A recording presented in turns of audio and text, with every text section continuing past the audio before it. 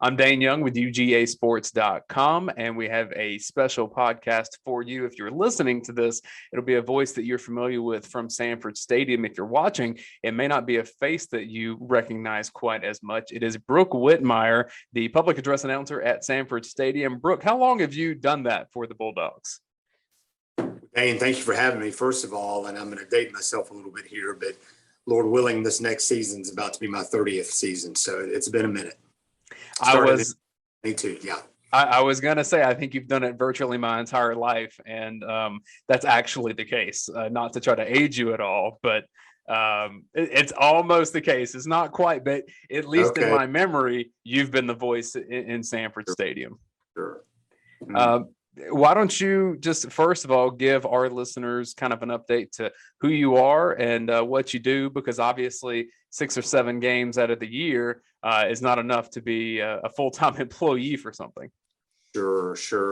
Well, Dayne, my wife Jennifer and I are pleased to both be graduates of UGA, and we moved back here to Athens with our family in 2004. We've got a daughter, Allie, who's a junior at UGA, and our son, James, is a senior at Oconee County High School. And my day job, so to speak, I'm proud to say, is to work as the Chief Human Resources Officer for Oconee County Schools. I was a high school teacher and coach for a number of years and a high school administrator, and then sort of got into the HR side of things. And so that's the Monday through Friday gig. So those Saturdays, though, are what most people would know you from. How did you first get connected to begin doing that almost 30 years ago?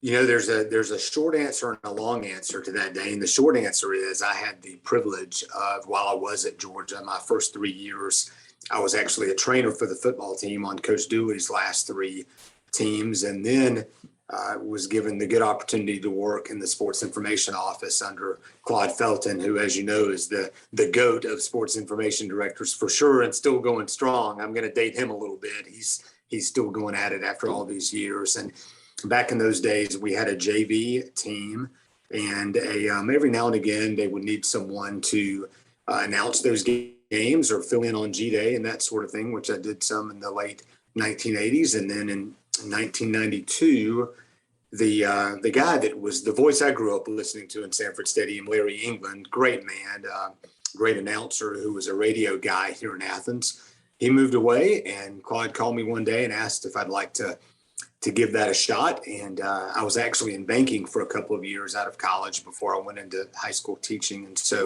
gratefully had that opportunity.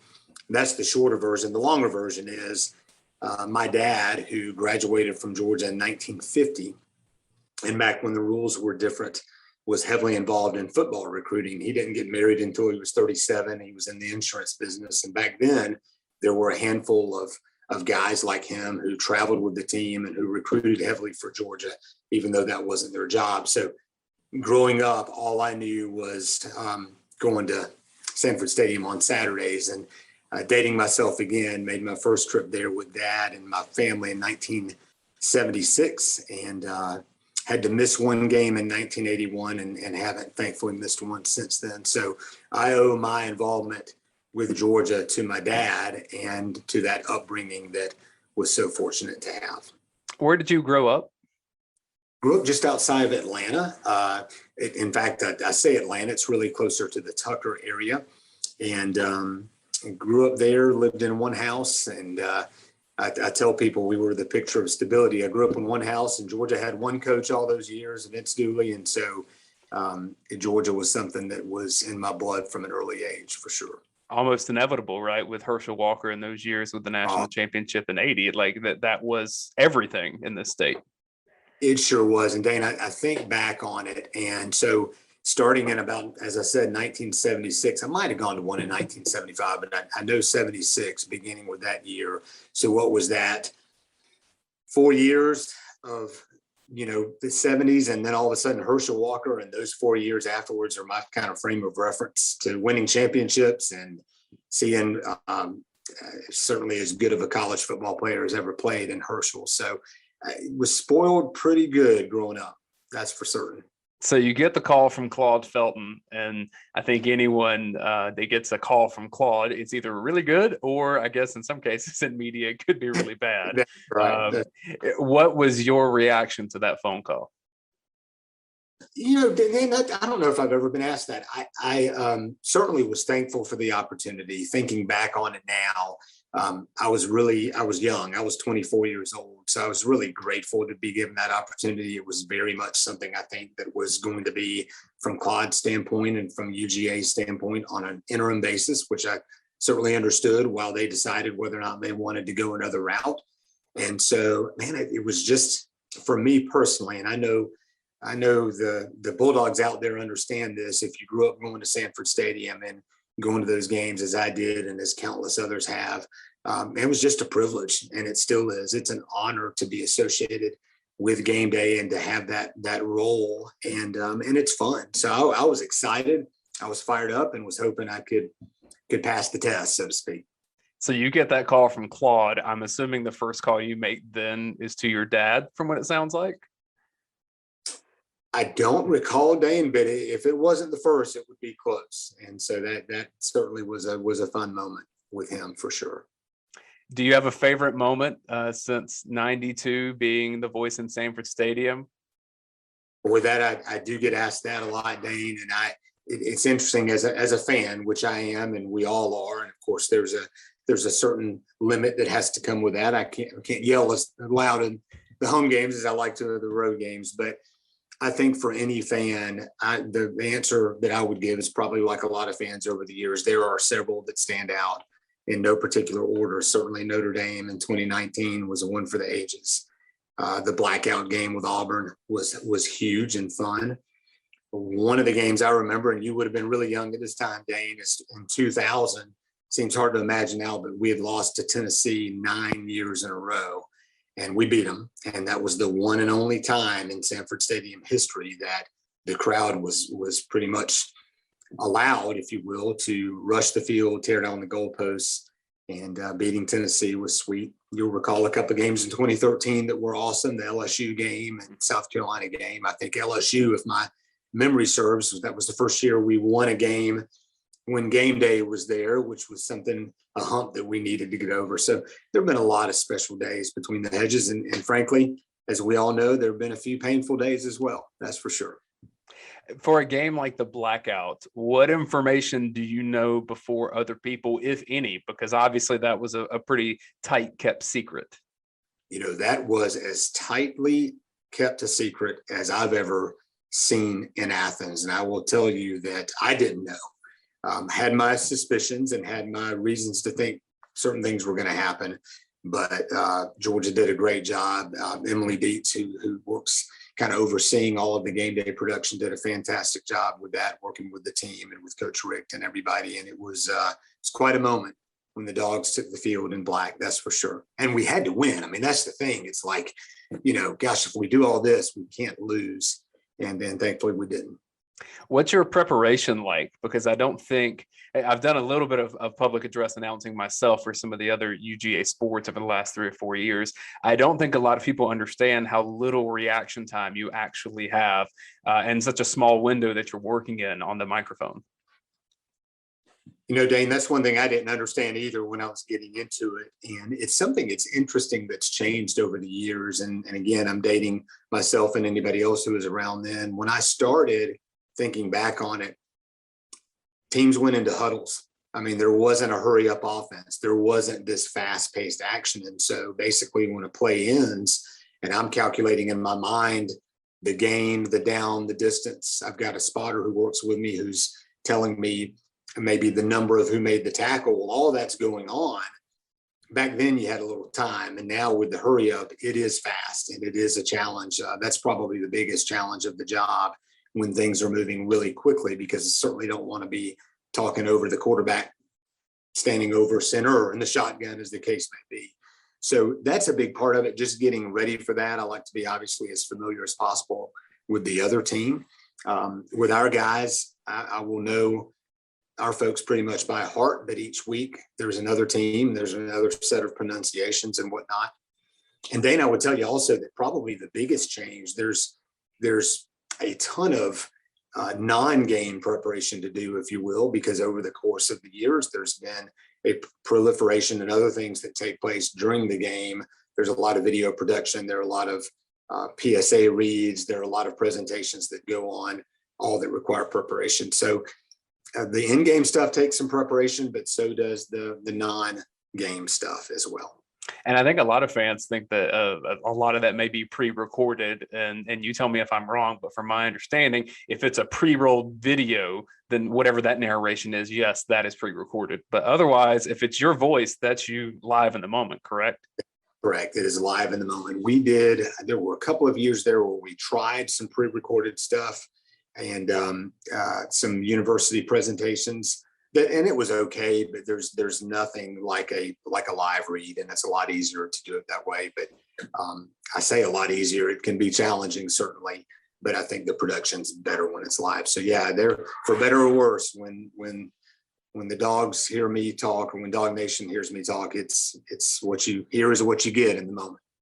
How did you come up with kind of the crutch phrases, I guess, or the things that you kind of become known for, the first down, Georgia? I mean, I know you, like, again, a small window, so you don't have a ton of words to work with as a radio broadcaster might, but do you fall into those? Do they kind of happen over time? Do you try new things from time to time, or are you at the point where you've kind of got your staples? Definitely don't want to be afraid to try new things, and I don't want to stop growing in this role like any other role. I will tell you that early on in the early 90s when I started, I think it was toward the end of the first year or the beginning of the second, I felt like we needed something to sort of declare why it is that we're there. And out of that, it's Saturday in Athens was born. I think one Saturday I just said it and said it's time to tee it up between the hedges, and that kind of stuck after that. Growing up, having the good fortune of going not only to Georgia games, but also to all the other stadiums around the Southeastern Conference. You've learned and picked up other things along the way. I know that it used to be that when you went into Neyland Stadium, you heard it's football time in Tennessee. And that was sort of and in fact, I think that's still said there. And then other things along the way just kind of came. Certainly my role is not to be a cheerleader and not trying to do that. But at the same time, I'm excited when we get a first down. We want Dog Nation to be excited. So I'm not going to lie and say that there's not some enthusiasm in my voice when I say that. So some of that's evolved over time. I know the best advice I ever got was to just be who you are. Don't try to be somebody else. Develop your own style. I'm sure some people out there don't like it. I know, in fact, I kind of take this as a badge of honor sometimes if I hear an opposing team say, "Gosh, we hate when your guy says first down Georgia," or whatever. Well, that's okay. But I always want to just do my best and be myself. Is there a favorite name that you have gotten to pronounce with regularity over the big microphone? Gosh, that's a terrific question, Dane. The first one that comes to mind, mainly because I botched it despite all kinds of preparation, Muhammad Massaquoi was a great name. And I had practiced that name. I had memorized it. I was going to get it right. And he made a big catch, his first catch in a Georgia uniform, if my memory serves. And it was so exciting in the moment that I botched it.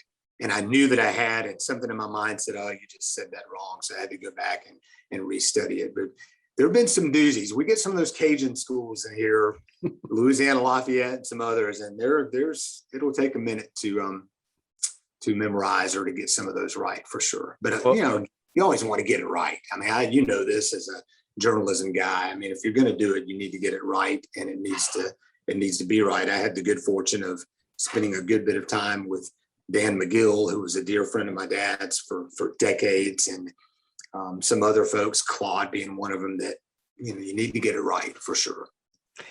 I'm now thinking back. I'm wanting to know if Muhammad Massaquoi and Devin Aroma-Shadu would have been on opposite possessions. I'll have to see if those years line up. That's a great question. They might have been. And Henry To'o last year at Tennessee, who's now at Bama, of course, with all the transfer changes, was a doozy as well.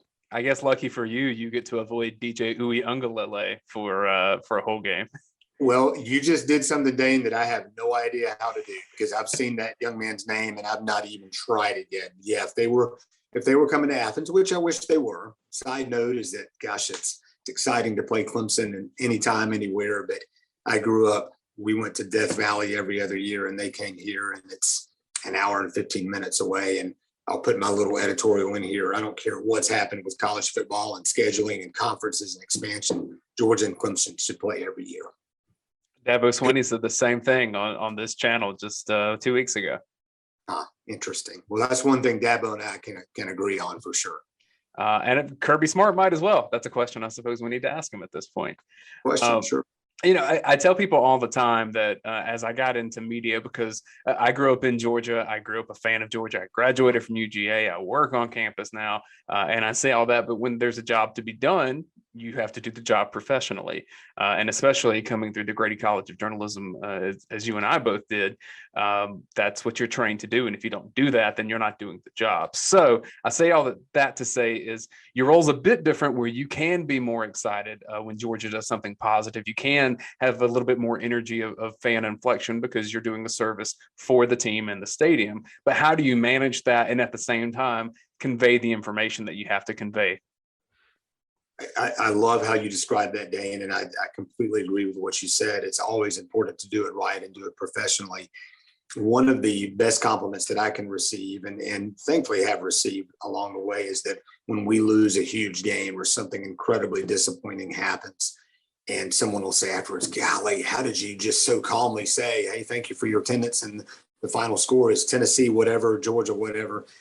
And it's just that very thing that was drilled into me at a young age by my dad, and certainly through journalism school, and Claude and everyone else. We always want to remain professional. However, there is a line there. There's a fine line between being excited and showing enthusiasm. I know some people would say, well, gosh, all you need to do is sit there and read something methodically. And to me, that would kind of like be the same thing as saying, well, all the scoreboard is for us to tell the score. Well, the scoreboard has evolved and does a lot more than that these days. So it's something that's always in the back of my mind, that I want to be excited. I want to help any way I can to help create the best possible atmosphere for Georgia football to succeed and win the right way. But at the same time, it's always in the back of my mind to remain professional, particularly when things don't go our way, or maybe when we see a penalty flag down there that we all thought was not necessarily the correct call to be made, or I don't know, a Hail Mary happens at the end of the Tennessee game and you hear the Tennessee coaches behind you celebrating and you're in shock like the rest of the Georgia people. So it's always at the forefront of my mind to do it the right way. And hopefully that's the case. How would you assess how that atmosphere has evolved since the 90s? Because from the seat that you're at, you've literally seen the stadium grow in that amount of time. I will say this, Dane, and I'm very thankful and proud of the Georgia people and our fans to say this. Sanford Stadium has become, over the course, in my experience there, it's become a much tougher place for the opponent to play. And it wasn't always that way. It's the best place in the world to watch a game. I've thought that since the moment I walked in there. And I think for a while we had the reputation, probably rightfully so, of getting loud at certain times when everybody gets loud. But over the course of these years, I tell you what, somewhere along the way, late 90s, early 2000s, it really began to shift to where it's a lot more difficult for folks. And it's just wonderful. I think we've got the best fans in the world, and I think they understand when they go to South Carolina or to Auburn or to Alabama or wherever, that the crowd makes a difference. And any team, any player, any coach will tell you that. So I think it's gotten a lot better, but at the same time, we can always improve. And we want to make it such that when people talk about the toughest places to play, that Sanford Stadium is at the top of that list. I'll tell you a difference that I've noticed, because in 2015, the overtime game against Georgia Southern, when Sony Michel runs that ball into the end zone in overtime, he ran right in front of my television camera when I was working in local TV. And the difference that I realized, and I think maybe it's just being on field level that I got this as compared to being in the stands beforehand when I was younger. But those games that, it's overtime against Georgia Southern. Traditionally, that's probably not a spot that Georgia wants to be in or thinks that it should be. And definitely the fans don't think that Georgia should have been in that moment. But however, when that happened, there was still the stadium pandemonium and euphoria as if it were a Notre Dame or as if it were a close game against Oklahoma or someone like that. So that's at least where I've seen it elevate, where I think fans kind of understand that they actually can make a difference in the game. I'm curious if you've seen that same evolution of maybe fans seeing what value they bring. I think it's a great point, Dan. You're exactly right. And I remember precisely what you're talking about. And I know a lot of people were saying after the game, we shouldn't be so excited. We should have never gone to overtime. Listen, Georgia Southern is a tough team to play. They always are. And anytime you win, you need to be excited. Conversely, I know there have been times, and sometimes it might be because it's a noon kickoff or the weather may not be great, but you'll hear people say, gosh, we walked in the stadium, and this could be any stadium, not just ours, but you'll hear people say, we walked in the stadium and it just wasn't alive. And it just sort of set this kind of tone of not the most excited in the world. And the team came out a little bit flat. And so it really, really makes a difference. But yeah, to your point, the level of intensity has got to be up high, and it's got to be there whether we're playing Notre Dame or whether we're playing a non-conference opponent. Every game's important. Everybody's got players now. I mean, there's not you may be favored to win in a big game, but those schools that are coming that are big underdogs to Georgia, they have nothing to lose and everything to gain. And sometimes it might feel like we have nothing to gain and everything to lose. But the difference in all of that is the crowd, and the difference is the atmosphere. And if it's so loud on third down that quarterback has to call a timeout to be able to hear, then that's a good sign. If it's not, then that's just one other thing that our team has to overcome to win. I hadn't thought about this, but with these upcoming home schedules and some of the non-conference, and who knows what that's going to look like with all the conferences becoming jumbled, but that just got to get you jazzed up a little bit to see what's coming in your future. As I said earlier, Dayne, no question, I'm a fan like everybody else, and the landscape certainly is changing.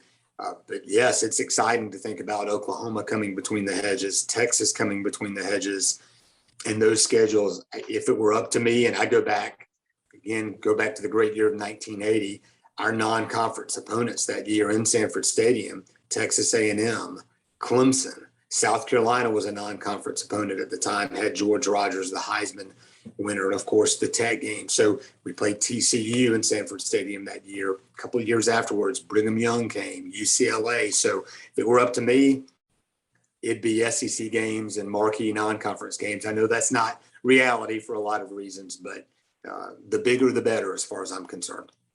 Let me quickly, before we wrap, ask you just about life around Athens, because we'd mentioned that, people may not recognize your face, but have you ever been sitting at a restaurant and people be trying to figure out, where do I know that voice from? Yes, Dayne, and I will tell you that it's always encouraging when that happens. And what it always reminds me is that we all love the University of Georgia, and we love the Dogs, and we love Sanford Stadium. And it's encouraging, and I always appreciate it. And it's always kind when people say nice things, or when they come up and they've recognized my voice or see my name somewhere. But honestly, what it always reminds me of is those childhood days myself, coming as a fan, and everything about the experience was special. Whether that's you're sitting with your family, or whether that's you tailgate with the same people and you reunite every year, or whether that's the feeling when the Redcoats take the field, or the PA announcer talks, whatever it is, the common denominator is we all love Georgia. And when somebody says that I've somehow been a part of that, that's tremendously encouraging. And I think it's important to note that you're the voice, but it's such a large orchestration of people that make that atmosphere possible, that you're a piece of it. And I'm not trying to diminish what you do in any way, but just try to give credit to the army of people that create what that is on Saturdays. It is unbelievable. And whether that's the Redcoats that are out there in the heat and they're practicing all week long, all night long. I go running sometimes around the intramural fields and they're out there practicing, whether it's all of the work that goes into the amazing video productions just the whole atmosphere. There was a lot of effort that went into getting the lights that we have. There's a whole bunch of people involved in that. My man, Sir Foster, who's the best DJ that's ever walked earth, as far as I'm concerned, knowing when to play what. And it's all because we want the University of Georgia to be the best, and to be a small part of that is an honor. Sure it is. And because I do work at UGAsports.com and the dogment is a thing, I'm not asking you these questions, but I do just want to point out that Brook does not have the authority of what music is played over. Thank you. Thanks so much. He does. He doesn't select the songs. The emails and the questions I've gotten through the years that, hey, I understand, we all love it, but it's like, you can't please everybody, that's for sure. And it's those folks at UGA and the promotions and Emily and her team, and they all do such an amazing job. But if there's 92,746 people there, not all of them are going to like the song or this or the video or what the PA guy says or what the band plays. And so you just have to press on and do your best, and hopefully the scoreboard is the way we all want it to be at the end of the day. Yeah, typically, if the thing that's remembered is something that was in all that orchestration, that probably means it wasn't as good of a day as it needed to be in Sanford Stadium. And just again, I'm not even asking you to comment on this, but I know the dog vent is very polarized on the Spell Georgia cheer. When the script is put out there, the PA announcer does the job. Well, and you know what? I will say this: love it or hate it. That is one thing. I don't do the Spell Georgia cheer. That's been a part of the Redcoat script forever. And Tom Jackson, who's been the Redcoat band announcer since the 70s, and I grew up listening to him, he has the responsibility of doing that. So that's not something that falls in my purview, but it is interesting. We've changed that. It used to be at halftime. Now it's before the game. So am I hearing you say that I'm not familiar with that much. Is there a lot of chatter around that? A lot of, and now question. That's the question of if you think the members of the dog vent are representative of the fan base as a whole. I think a lot are. I think a lot are very vocal on there. They probably wouldn't be as vocal in person. Some people just don't think it has the energy that you want. Maybe because it has moved to pregame rather than halftime. I don't know the answer specifically. I just know that it's kind of a common thought that music and the Spell Georgia cheer are two of the things that people tend to complain about. Are the most. Gotcha. Yeah. Well, this time that you've promised me has flown by, and hopefully we get a chance and our paths cross again, Brook. Can't thank you enough for making time for us over at UGAsports.com. And I guess I'll just finish with this question is, I know 2020 was difficult from an energy standpoint and everything in that stadium. All signs are pointing to hopefully we'll have packed out stadiums once again here in 2021. If you just want to give voice to what that experience was like with kind of a reduced capacity, and then kind of the excitement that you have as the voice of Sanford Stadium for it to return back to life, so to speak. Well, certainly, Dayne, it was, as everyone knows, it was different and it was unprecedented. But I'm frankly, it's affecting me thinking about it right now. I was amazed at how the Georgia people, and I've heard a lot of people say this, and this was my thought, the atmosphere that we had, particularly that Auburn game, was unbelievable. And the fans came through and did everything they possibly could to make it as good atmosphere as we could have. And to think about, Dayne, and I've been thinking about it for a lot of days, like most dogs have, but to think about being back in Sanford Stadium on September 11th, no less, back together, all 92,000 plus of us, hopefully coming off a big win up in Charlotte, is unbelievable. And I believe we're going to be back with a vengeance. I believe the Dogs are. I believe the stadium is. I believe the university starting class today is. And I'm telling you, I can't wait. And I know that I'm not alone in that sentiment. That's Brook Whitmire. He's the voice of the Georgia Bulldogs in Sanford Stadium. And Brook, you're Georgia through and through. It's behind you in this Zoom interview that we're doing, but for where you were as a kid, where you graduated, and what you do professionally, you're a dog through and through. I think our audience is really going to enjoy having heard some of your story and get to know you a little better. And we appreciate your time for that. Thanks so much, Dayne. I appreciate the opportunity, and go Dogs.